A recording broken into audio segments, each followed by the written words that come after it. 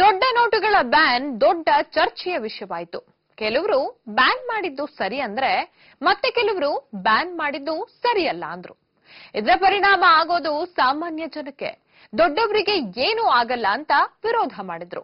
ಅದರಲ್ಲೂ ವ್ಯಾಪಾರವನ್ನೇ ನಂಬಿಕೊಂಡಿದ್ದವರು ಮೋದಿಗೆ ಹಿಡಿ ಶಾಪ ಹಾಕಿದ್ರು. ಹಾಗಿದ್ರೆ ಸ್ಯಾಂಡಲ್ವುಡ್ಗೆ ಇದರಿಂದ ಆಗಿರೋ ಪರಿಣಾಮ ಏನು? ಯಾರು ಮೋದಿಯನ್ನ ಮೆಚ್ಕೊಂಡ್ರು ಅಂತ ಹೇಳ್ತೀವಿ ಈ ಸ್ಟೋರಿಯಲ್ಲಿ.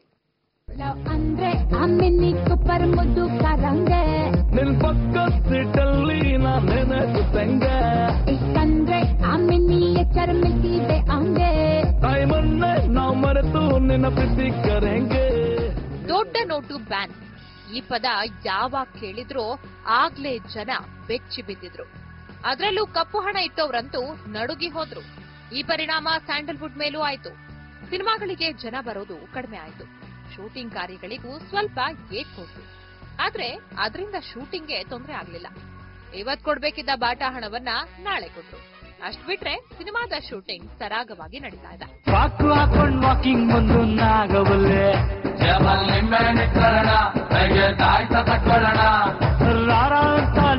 ಕೊಟ್ಟು ನಾಗವಲ್ಲಿ ಮಿಡ್ ನೈಟ್ ಅಲ್ಲೇ ಮನೆಗೆ ನುಗ್ಗ ಕಿಡ್ನಾಪ್ ಮಾಡಿ ಕಿಸ್ಸು ಕೊಡ್ಲ ಹುಲಿ ಅಟಲ್ ಜಿಂಕೆ ಬಂದು ಕೊಳ್ಳಿ ತೈತೆ.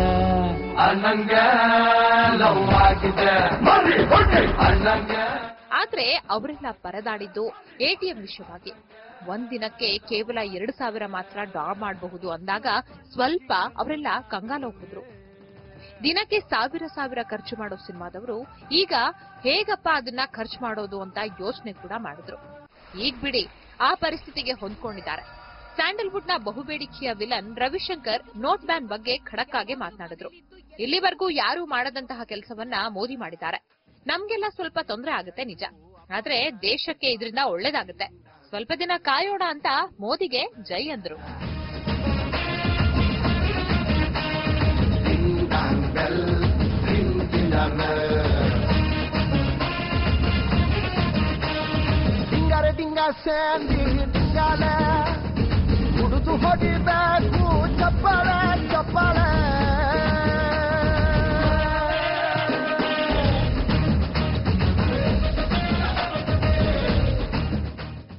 ಜೈ ಮೋಡಿ ಅಷ್ಟೇ. ಮೋದಿ ಅವರಿಗೆ ಜೈ.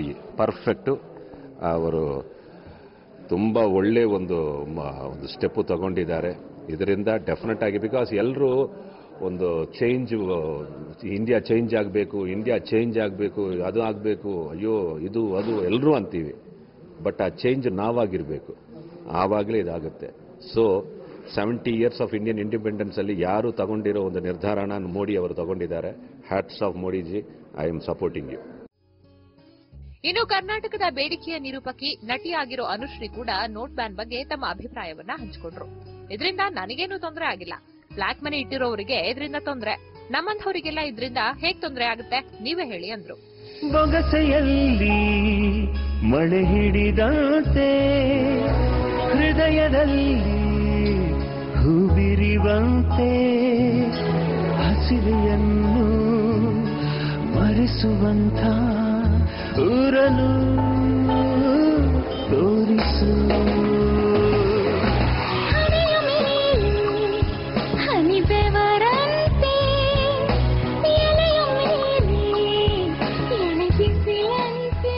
ನೋಟಿನ ಬಿಸಿ ಅಂತ ನಮಗ್ ತಟ್ಲೇ ಇಲ್ಲ. ಕ್ರೆಡಿಟ್ ಕಾರ್ಡ್ ಇದೆ, ಡೆಬಿಟ್ ಕಾರ್ಡ್ ಇದೆ, ಎಲ್ಲೇ ಹೋದ್ರೂ ಸ್ವೈಪ್ ಮಾಡ್ಬಿಟ್ಟು ನೀಟಾಗಿ ಏನ್ ಬೇಕೋ ಅದನ್ನ ತಗೊಂತೀವಿ. ಆಮೇಲೆ ನನಗೇನು ಮಾರ್ಕೆಟ್ಗೆ ಹೋಗಿ 10 ರೂಪಾಯಿ ತರಕಾರಿ ಅಥವೆಲ್ಲ ಏನಿಲ್ಲ. ಅಕಸ್ಮಾತ್ ಆ ತರ ಚಿಲ್ಲರೆ ಬೇಕಂದ್ರೂ ನಂದೊಂದು ಮನಿ ಬ್ಯಾಂಕ್ ಅಂತ ಇದೆ, ಅದ್ರಲ್ಲಿ ನಾನು ಎಲ್ಲ ಚಿಲ್ಲರೆಗಳನ್ನ ಹಾಕಿಟ್ಟಿದ್ದೀನಿ. ಸೊ ಅದೆಲ್ಲ ಯೂಸ್ ಆಗುತ್ತೆ. ಕಪ್ಪು ಹಣ ನಮ್ಮ ಹತ್ರ ಇಲ್ಲ. So but jokes about, I think ಎಲ್ಲರೂ ತುಂಬಾ ಅನ್ನೆಸೆಸರಿ ಟೆನ್ಷನ್ ತಗೋತಾ ಇದ್ದಾರೆ. ಹೌದು, ಕಷ್ಟ ಆಗುತ್ತೆ. ಡೈಲಿ ವೆಂಡರ್ಸ್ಗೆ ತುಂಬಾ ಕಷ್ಟ ಆಗ್ತಾ ಇದೆ, ಅರ್ಥ ಆಗುತ್ತೆ. ಬಟ್ ಒಂಚೂರು ಸ್ವಲ್ಪ ಸಹಿಸ್ಕೋಬೇಕಲ್ಲ ಸರ್. ಇವಾಗ 9 ತಿಂಗಳು ಕಷ್ಟಪಟ್ರೆ ತಾನೇ ಮಗುಗೆ ಜನ್ಮ ಕೊಡಕ್ಕಾಗುತ್ತೆ. ಹಾಗೇನೆ ನಾವು ಒಂದು 6-7 ತಿಂಗಳು ಕಷ್ಟಪಟ್ರೆ ಒಂದು ಹೊಸ ಭಾರತ ನಮ್ಮ ಕಣ್ಣು ಮುಂದೆ ನಿಲ್ಲುವಂತ ಅವಕಾಶ. ಸೊ ಮೋದಿ ಸರ್ ಆ ಕನಸನ್ನ ಕಟ್ಟಿದ್ದಾರೆ. ಎಲ್ಲರೂ ಹೇಳಿದ್ರು, ಯಾರು ನಡೆಸಿರ್ಲಿಲ್ಲ. ಪಾಪ ಇವರು ಅಟ್ಲೀಸ್ಟ್ ನಡೆಸ್ತಾ ಇದಾರೆ. ಎಲ್ಲರೂ ಸಾಥ್ ಕೊಡೋಣ ಅಷ್ಟೇ ಹೇಳಕ್ ಇಷ್ಟಪಡ್ತೀನಿ. ಸ್ಯಾಂಡಲ್ವುಡ್ ನ ಇನ್ನೊಬ್ರು star Manasa Joshi note ban ಕುರಿತಂತೆ ಅವರು ಕೂಡ ಪ್ರತಿಕ್ರಿಯೆ ನೀಡಿದ್ರು. ಇವ್ರು ಮಾತನಾಡಿದ್ ನೋಡಿದ್ರೆ ಮೋದಿ ನಡೆಗೆ ಇವರ ಬೆಂಬಲವೂ ಇತ್ತು. ಸದ್ಯ ಸ್ವಲ್ಪ ಮಟ್ಟಿಗೆ ಸಾಮಾನ್ಯ ಜನರಿಗೆ ತೊಂದರೆ ಆಗ್ತಾ ಇದೆ. ಮುಂದೆ ಎಲ್ಲ ಸರಿ ಹೋಗುತ್ತೆ ಅಂದ್ರು. ಈಗ್ಲಾದ್ರೂ ಶ್ರೀಮಂತರು ಬಂದು ಸಾಲಿನಲ್ಲಿ ನಿಂತು ಹಣ ತಗೊಳ್ತಾರಲ್ಲ, ಅದೇ ಸಂತೋಷ ಅಂದ್ರು ಮಾನಸ.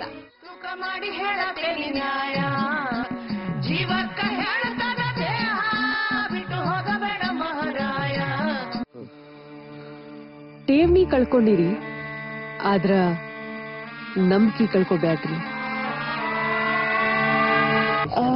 ಪರ್ಸನಲ್ ಆಗಿ ಅಂದ್ರೆ ನನಗೆ ಒಂದು ಒಳ್ಳೇದು ಏನು ಇಷ್ಟ ಆಗಿರೋದು ಅಂದ್ರೆ ಯಾರು ಅಂದ್ರೆ VIP ಗೆ ಬೇರೆ ಲೈನು ಅಥವಾ ಒಂದು ಬೇರೆ ಬೇರೆ ಇದರಲ್ಲಿ ಬೇರೆ ಲೈನು ಅಥವಾ ಆ ಥರದ್ದು ಏನೂ ಇಲ್ದಲೆ ಎಲ್ಲರಿಗೂ ಸಮಾನವಾಗಿ ಒಂದೇ ಲೈನು.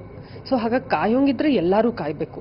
ಸೊ ಇದು ಒಂದು ಒಳ್ಳೆ ಡಿಸಿಷನ್ ಅಂತ ನನಗನ್ಸುತ್ತೆ. ಹಾಗಾಗಿ ಹೌದು, ಅಫ್ಕೋರ್ಸ್ ನಾನು ಹೋಗಿ ಲೈನಲ್ಲಿ ಕಾದಿದ್ದೀನಿ, ಕಾದ್ಬಿಟ್ಟೆ ನಾನು ಇದು ತಗೊಂಡಿರೋದು.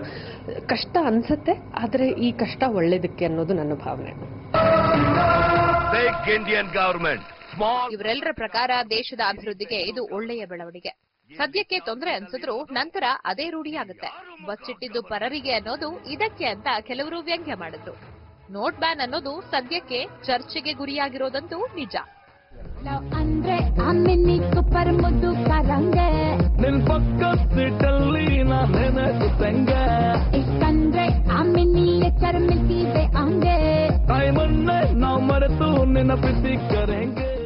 ನೋಟ್ ಬ್ಯಾನ್ ಸುದ್ದಿ ಹೊರಬಿದ್ದಾಗ ಸ್ಯಾಂಡಲ್ವುಡ್ ನ ಕೆಲವರು ಚಿತ್ರೀಕರಣದಲ್ಲಿ ಬ್ಯುಸಿಯಾಗಿದ್ರು. ಆಗ ಅವರಿಗಾದ ತೊಂದರೆ ಏನು ಅಂತ ಹೇಳ್ತೀವಿ ಮತ್ತೊಂದು ಬ್ರೇಕ್ ಆದ್ಮೇಲೆ. ನೋಟ್ ಬ್ಯಾನ್ ಸುದ್ದಿ ಹೊರಬಿದ್ದಾಗ ಸ್ಯಾಂಡಲ್ವುಡ್ ನ ಕೆಲವರು ಚಿತ್ರೀಕರಣದಲ್ಲಿ ಬ್ಯುಸಿಯಾಗಿದ್ರು. ಆಗ ಅವರಿಗಾದ ತೊಂದರೆ ಏನು ಅಂತ ಹೇಳ್ತೀವಿ ಮತ್ತೊಂದು ಬ್ರೇಕ್ ಆದ್ಮೇಲೆ.